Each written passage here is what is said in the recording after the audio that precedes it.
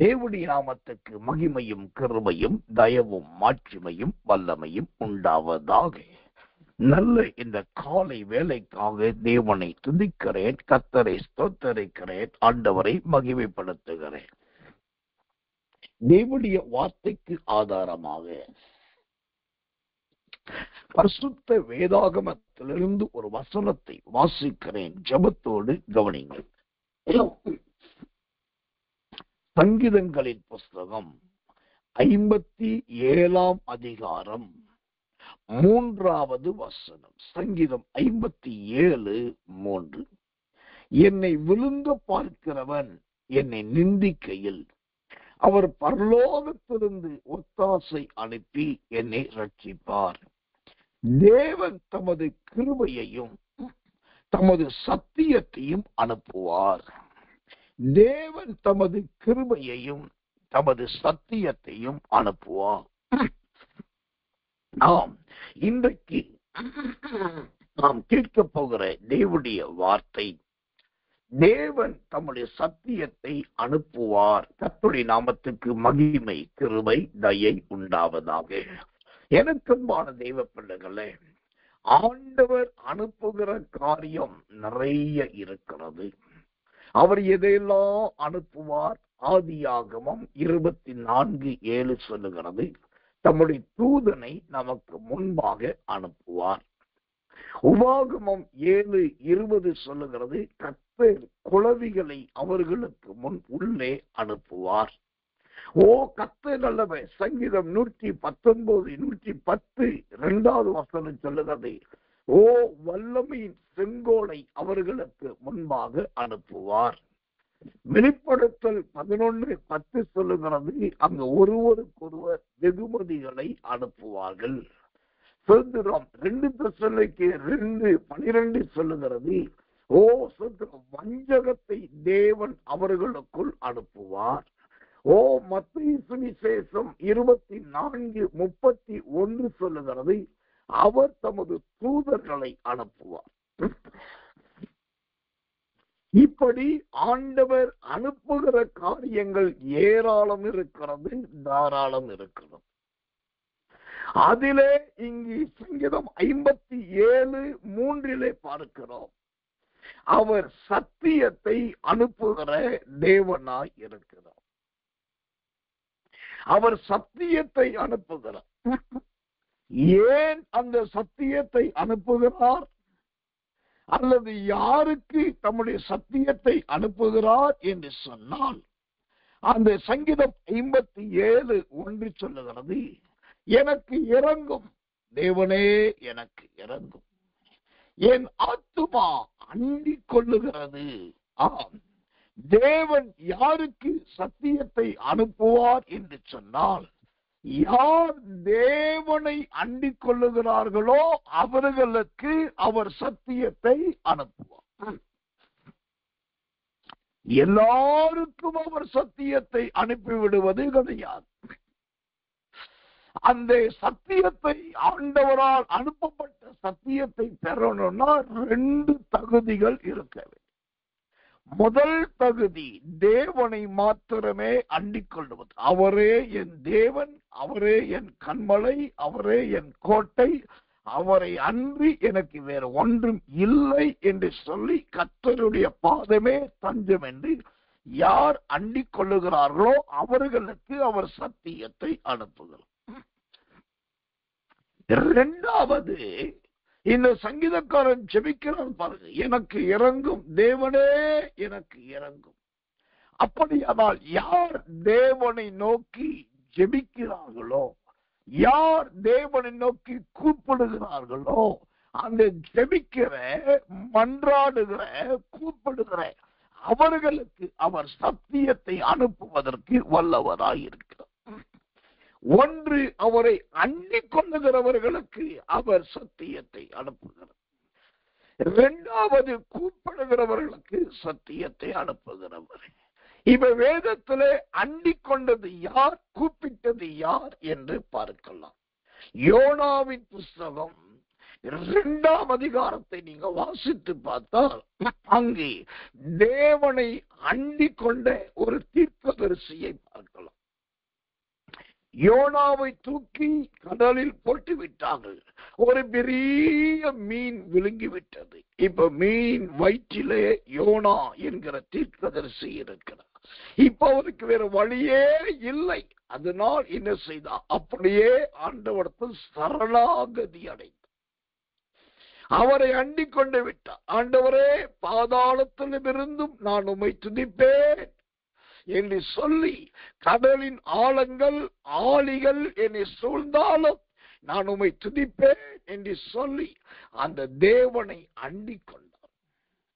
என்றைக்கு யோனா என்கிற தேவ மனிதர் ஆண்டவரை அண்டிக் கொண்டாரோ அன்றைக்கே அந்த யோனாவை விடுதலையாக்க, மீண்டும் ஊழியத்திலே நிலைநிறுத்த ஆண்டவர் தீர்மானித்து விட்டார்.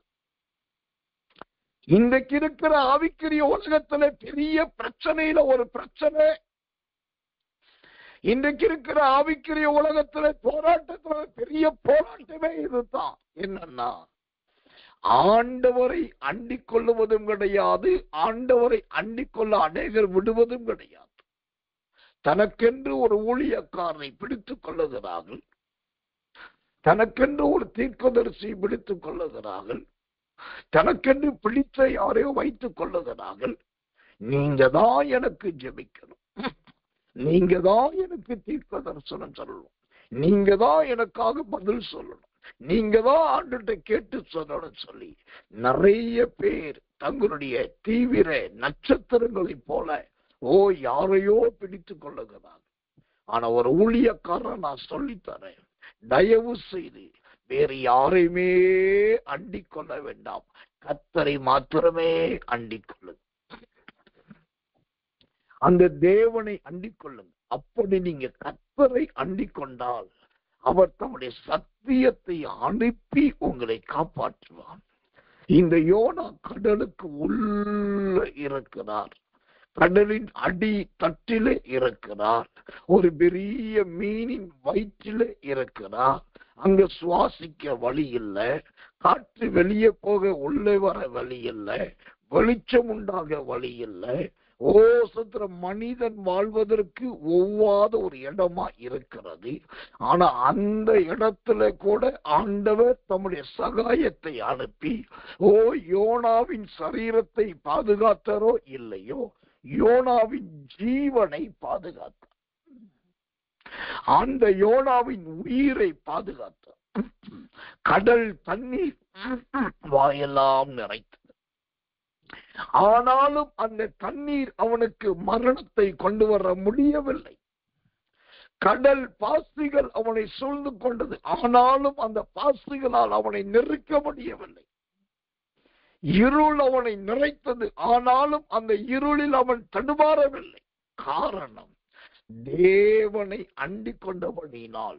இந்த உலகத்தின் எல்லாமே எதிராக இருந்தும் அந்த எல்லா எதிர்ப்புகளுக்கு மத்தியிலே யோவான் என்ற யோனாவுடைய உயிர் காக்கப்பட்டது.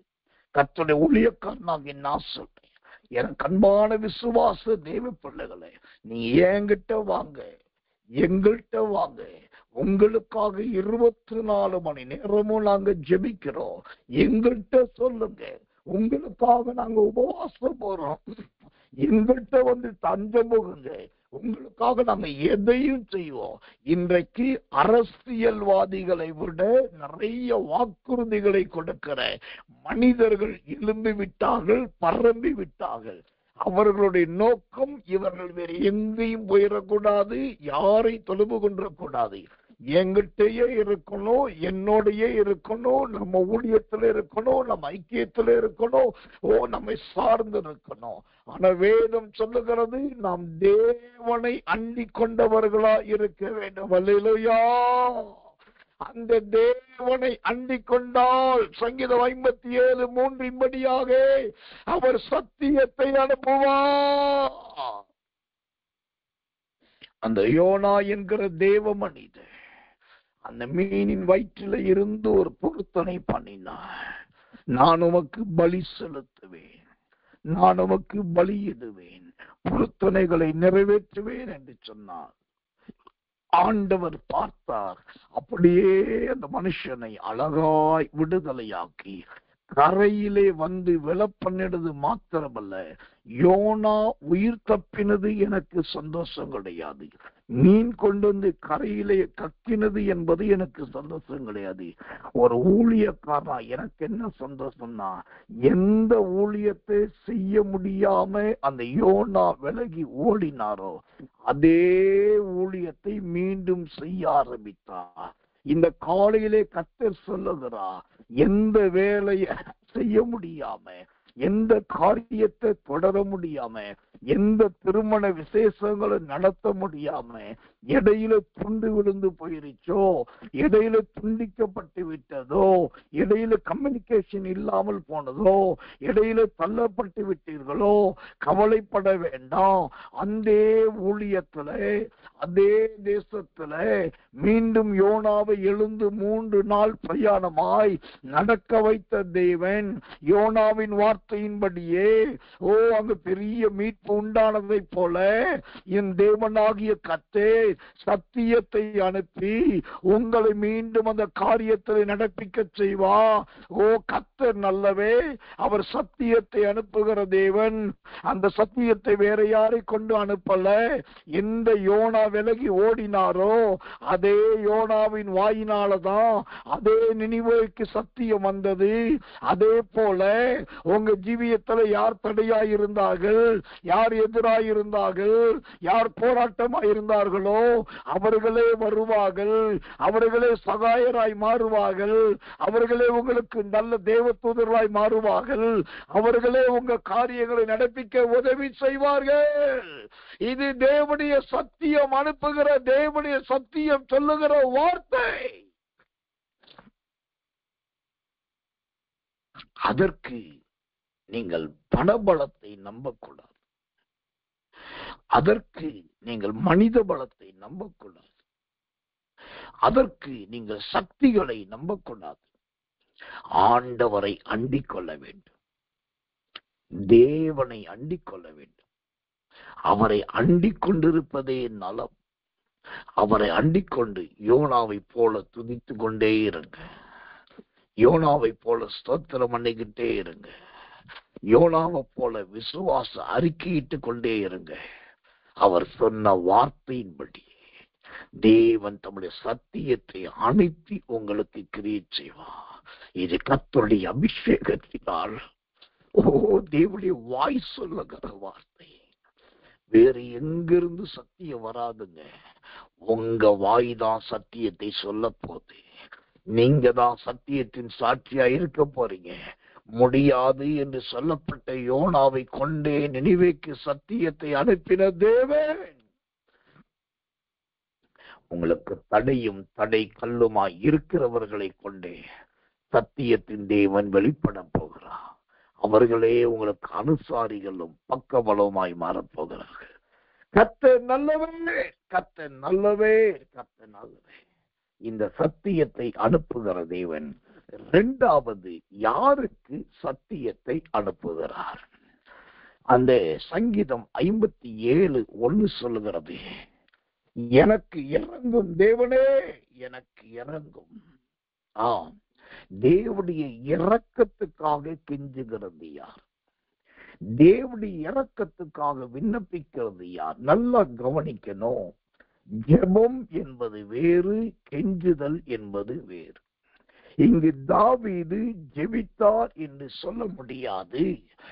கர்த்தர் நல்லவே, கர்த்தர் நல்லவே.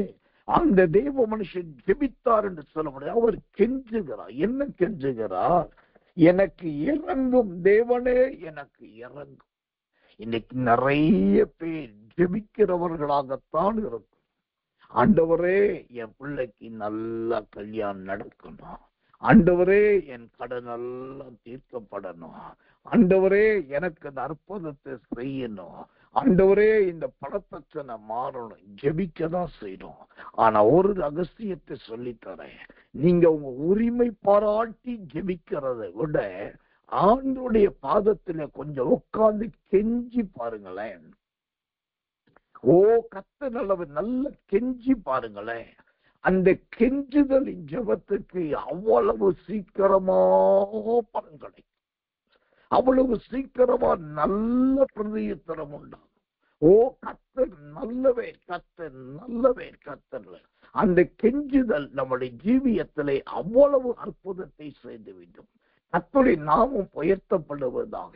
எனக்கன்பான தெய்வ பிள்ளைகளே, எனக்கு இறங்கும் தேவனே, எனக்கு இறங்கும் அப்பா, எனக்கு உதவி செய்ய யார் இருக்காங்க? ஆண்டவரே, எனக்கு நன்மை செய்ய யார் இருக்காங்க? நான் உண்மைதானே நம்பி இருக்கிறேன். உங்களுக்கு தெரியுமா? ஓ கர்த்தர் நல்லவே. சுதந்திரம் சுதந்திரம். ஏன் ஜெபத்துல நான் பல நேரத்துல ஆண்டவர்கிட்ட இப்படிதான் கேட்பேன், கெஞ்சிதான் கேட்பேன். ஆண்டவரே, எனக்கு யார் இருக்கா? என் மனைவி என்கிட்ட இல்லை, என் தகப்பன் யாருன்னு எனக்கு தெரியல, என் தாய் என்னை அதிகமாய் பராமரித்ததில்லை, என் சகோதரன் என்னோடு ஓடி பிடித்து விளையாடல, என் சகோதரி என்னோடு கூட இருக்கல, எனக்கு யாருமே கிடையாது ஆண்டவரே. எனக்குன்னு எல்லாத்தையும் செய்யறது நீர் மாத்திரம் தானே.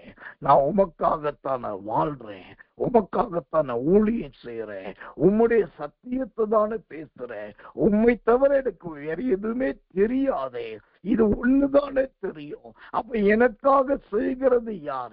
நீர்தானே செய்ய வேண்டும் என்று என்னுடைய ஒவ்வொரு ஜெபத்திலும் ஓ கர்த்தர் நல்லவே, கர்த்தர் நல்லவே, கர்த்தர் நல்லவே ஆண்டவரை நோக்கி கெஞ்சுவேன். அந்த கெஞ்சுதலின் ஜெபந்தான் ஓ இன்றைக்கு ஒரு ஊழியக்காரனாய் என்னை வைத்திருக்கிறது. அந்த கெஞ்சுதலின் ஜெபந்தான் இன்றைக்கு தேவனுடைய ஊழியத்தை நடத்துகிறது. தேவ ஊழியக்காரனாக நான் இந்த அதிகாலை வேளையிலே சொல்லித் தருகிறேன், அதிகாரத்தோடு ஜெபிப்பதை விட இந்த கெஞ்சுதலோடு மன்றாடுங்கள், கெஞ்சி மன்றாடுங்கள். அப்போ சங்கீதம் 57:3 அவர் அழகாய் சத்தியத்தை அனுப்புவார். ஒரு வசனத்தை வாசிக்கிறேன் கெஞ்சுவதை குறித்து. யாத்திரையாகமத்தின் புஸ்தகம் 32ஆம் அதிகாரம் 13வது வசனம். யாத்திரையாகமம் 32:13. உமது தாசனாகிய ஆபிரகாமையும் ஈசாக்கையும் இஸ்ரவேலையும் நினைத்தருளும். உங்கள் சந்ததியை வானத்து நட்சத்திரங்களை போல பெருக பண்ணி நான் சொன்ன இந்த தேசம் முழுவதையும் உங்கள் சந்ததியார் என்றென்றைக்கும் சுதந்திரித்துக் கொள்ளும்படி அவர்களுக்கு கொடுப்பேன் என்று உம்மை கொண்டு அவர்களுக்கு ஆணையிட்டு சொன்னீரே என்று கெஞ்சி பிரார்த்தித்தான், கெஞ்சி பிரார்த்தித்தான். எனக்கு அன்பான தேவ பிள்ளைகளே, அருமையான ஒரு தேவ மனுஷன் ஆண்டவரிடத்தில் கெஞ்சி ஜெபிக்கிறார். அவர் ஜெபிக்கும் போது என்னெல்லாம் சொல்றார் பாருங்க. ஆபிரகாமை சொல்லுகிறார், ஈசாக்கை சொல்லுகிறார், இஸ்ரவேலை சொல்லுகிறார், தேவனுடைய நினைவு கூறுதலை சொல்லுகிறார், சுதந்திர வானத்து நட்சத்திரங்களை சொல்லுகிறார், அவருடைய வார்த்தையை சொல்லுகிறார், சந்ததியை சொல்லுகிறார், சுதந்திரித்துக் கொள்ளுதலை சொல்லுகிறார், ஓ சுதந்திர தேவன் கொடுத்த ஆணையை சொல்லுகிறார்.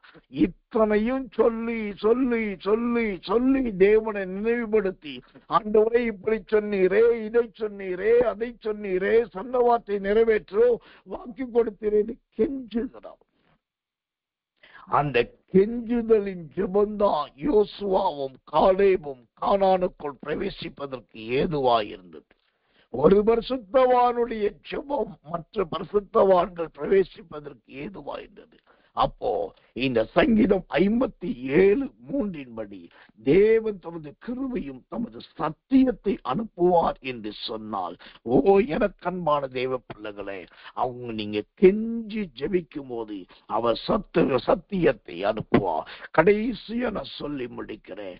முதலாவது சொன்னேன், அவரை அண்டிக் கொள்ளும் போது அவர் சத்தியத்தை அனுப்புவார். இரண்டாவது சொன்னேன், ஓ அவரை நோக்கி கெஞ்சி கண்ணீரோடு அவர் செய்வேன் என்று சொன்னதெல்லாம் நினைவுபடுத்தி கெஞ்சி ஜெபிக்கும் போது அவர் சத்தியத்தை அனுப்பி நிறைவேற்றுவார்.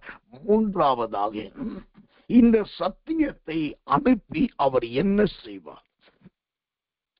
சத்தியத்தை அனுப்பி ஆண்டவர் செய்கிற காரியம் என்ன? ஒரு வார்த்தையை சொல்லி முடிக்கிறேன். அந்த சங்கீதம் 57 அதே 3ஆம் வசனம் சொல்லுகிறது, என்னை விழுங்க பார்க்கிறவன் என்னை நிந்திக்கையில் அவர் பரலோகத்திலிருந்து அவர் பரலோகத்திலிருந்து ஒத்தாசை அனுப்பி என்னை ரட்சிப்பார். அல்லேலூயா. என்னை ரட்சிப்பார். ஆம், சத்தியத்தை அனுப்புகிற தேவன் அண்டிக் கொள்ளுகிறவர்களுக்கு சத்தியத்தினால் உதவி செய்கிறவர்.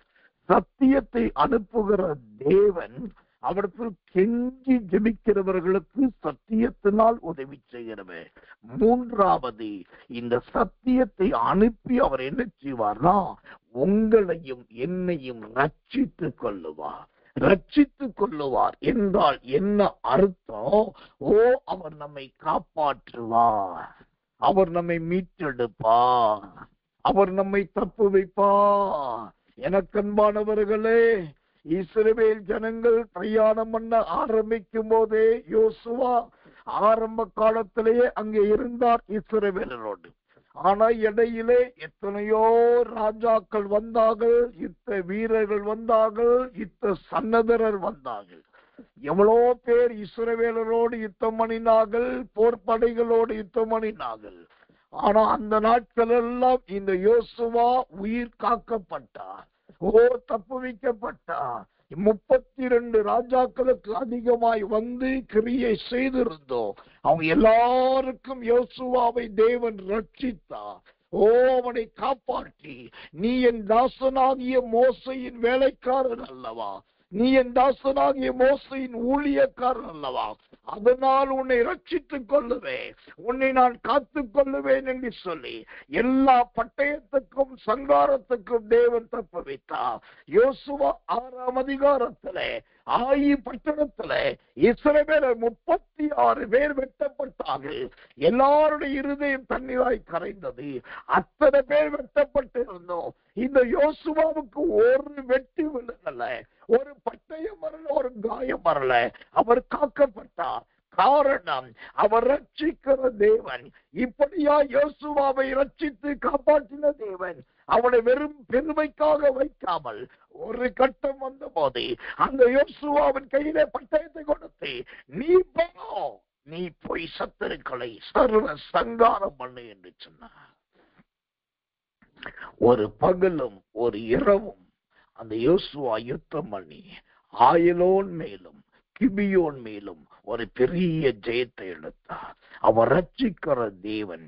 ஒரு தேவ மனுஷனா சொல்றேன், நீங்க எந்த சிக்கல்ல சிக்கி இருந்தாலும், உங்களை சுத்தி 32 ராஜாக்கள் பல 32 மனிதர்கள் வந்தாலோ, எந்த எதிர் ஆயுதங்கள் வந்தாலோ, உங்களை காக்கிற ஒரே ஒருவர் கர்த்தர் தான். உங்களை கொண்டு செய்ய வேண்டிய காரியத்துக்காக அவர் உங்களை ரட்சிப்பார். யோசுவாவை எல்லாருடைய கைக்கும் விலக்கி ரட்சித்தவே, பொறாமை பிடித்தவர்களுக்கு விலக்கி ரட்சித்தவே, எல்லாருக்கும் தப்புவித்த தேவன் உங்களை ரட்சிப்பார். இந்த காலை வேளையில் நான் சொல்லி முடிக்கிறேன். சங்கீதம் 57:3 அவர் தமது கிருபையையோ தம்முடைய சத்தியத்தை அனுப்பி உங்களை ரட்சிப்பார். அவர் தம்முடைய கிருபையும் சத்தியத்தை அனுப்பி உங்களை காத்துக் கொள்ளுவார். சந்தோஷமாயிருங்க. ரொம்ப முக்கியமா எல்லா நாளும் எல்லா காரியத்திலும் கர்த்தரை மட்டுமே அண்டிக் கொள்ளுங்கள். 2வது, ஆண்டவரிடத்தில் போய் தேவ சமூகத்தில் போய் ஆணவத்தோடும் அகம்பாவத்தோடும் ஜெபம் பண்ணாமல் கெஞ்சி ஜெபிக்க பழகுங்கள். 3வது, அந்த தேவன் உங்களை எல்லாவற்றுக்கும் விலக்கி ரட்சித்துக் கொள்ளுவார். யோனாவை விலக்கி ரட்சித்த தேவன், யோசுவாவை விலக்கி ரட்சித்த தேவன், இன்றைக்கு என்னையும் ரட்சித்து உங்களுக்கு ஊழியக்காரனா வைத்திருக்கிற தேவன் உங்களையும் ரட்சித்துக் கொள்ளுவார், உங்களையும் காத்துக் கொள்ளுவார். தேவனுடைய சத்தியம் உங்களோடு கூட இருக்கும். நாம் கண்களை மூடி கர்த்தரை ஸ்தோத்தரிக்க போகிறோம். ஆண்டவரே, கிருபையையும் சத்தியத்தை அனுப்பி எங்களை ரட்சிக்கிற தேவை, அந்த நல்ல கிருபைக்காக ஸ்தோத்திரம், அந்த சத்தியத்துக்காக ஸ்தோத்திரம் என்று சொல்லி எல்லாரும் கண்களை மூடி வாய்களை திறந்து கர்த்தரை ஸ்தோத்திரம் பண்ணுவோம். இயேசுவின் நாமத்தினால் நாம் ஜெபிப்போம். அன்புள்ள நல்ல பரம பிதாவே, நல்ல அருமையான இந்த காலை வேளையில் பரிசுத்த பிதாவே, நீர் ஆரம்பம் முதல் மகிமையாய் அசைவாடி வருகிறதற்காக ஸ்தோத்திரம். வேதாகமத்தை குறித்து அருமையான விளக்கங்களை கொடுத்து நல்ல 100 சத்திய வசனங்களை, நல்ல அழகான 100 அல்லேலியாக்களை கர்த்தர் கொடுத்தீர். நல்ல அந்நிய பாஷை ரகசியங்களை பேசுகிற அபிஷேகத்தோடு கூடிய அந்நிய பாஷையை கொடுத்தீர். இதெல்லாம் செய்த தேவன் இன்றைக்கு எங்களுக்கு ஒரு வாக்கு கொடுத்திருக்கிறேன். சங்கீதம் 57:3 நான் சத்தியத்தை அனுப்பி உங்களை ரட்சிக்கிற தேவன், சத்தியத்தை அனுப்பி உங்களை அண்டிக் கொள்ள பண்ணுகிற தேவன், நான் சத்தியத்தை அனுப்பி உங்கள் கெஞ்சுதலின் ஜெபத்தை கேட்கிறவர் என்று வாக்கு கொடுத்திருக்கிறீர் ஐயா. உடைய வார்த்தைகள் நடக்கட்டும் ஆண்டவரே. இன்றைக்கு ஆராதனை நேரத்தில் கர்த்தர் சொல்லுவதை போல உடைய வேதமே மனமகிழ்ச்சி என்ற வார்த்தையின்படி இன்னைக்கு இருட்டோட ஜெபத்துக்கு வந்து எல்லாருடைய குடும்பத்தில, எல்லாருடைய வீட்டில, எல்லாருடைய வாழ்க்கையில சத்தியத்தினால் உண்டான ஒரு மன மகிழ்ச்சி மூடுவதாக, மன மகிழ்ச்சி நிரப்புவதாக. ரொம்ப பிரதானமாய் இன்னைக்கு இருட்டோட ஜெபத்துல வந்துவிட்டு உண்மையும் உத்தமமாய் ஆராதித்தவர்களுக்கு, தேவ சமூகத்தில் உண்மையாய் காணப்பட்டு தொழுது கொண்டவர்களுக்கு ஆதியாகமம் 40:10 விலாவாரியாய் விளக்கி ஆவியானவர் தீர்க்க தரிசனம் சொல்லி இருக்கிறேன். உடைய பிள்ளைகளுக்கு அது அப்படியே நடக்கட்டும், அப்படியே நிறைவேறட்டும். எங்களை தாழ்த்தி ஒப்பு வைக்கிறோம். இந்த நாள் முழுவதும் யாரிடத்திலும் நாங்கள் ஆக்ரோஷமாய் நடக்காதபடி, இந்த நாள் முழுவதும் யாரிடத்திலும் வீண் வார்த்தைகளை நாங்கள் பேசிக்கொண்டு இருக்காதபடி, இந்த நாள் முழுவதும் உம்மை விட்டு நாங்கள் விலகி போகாதபடி உம்மையே அண்டிக் கொண்டிருக்க உதவி செய்யும். உம்மை குறித்து தெய்வீக சிந்தை எங்களை நிரப்பட்டும். உம்மை குறித்து ஒரு பயம் எங்களை நிரப்பட்டும். உம்மை குறித்து தேவன் நடத்துதல்களை நிரப்பட்டும் ஆண்டவரே. தேவனால் ஏவப்பட்டு வேதத்தை அதிகமாய் வாசிக்க உதவி செய்யும். இப்படியாய் சங்கீதம் 57:3 ஆம் என்றும் ஆமேன் என்றும் நிறைவேற்ற போயிருக்காக ஸ்தோத்திரம். தாழ்த்தி ஒப்பு வைக்கிறோம். இயேசுவின் ரத்தம் செய்யும். இயேசுவின் நாமத்தில் ஜெபிக்கிறோம் நல்ல பிதாவே. ஆமேன், ஆமேன், ஆமேன்.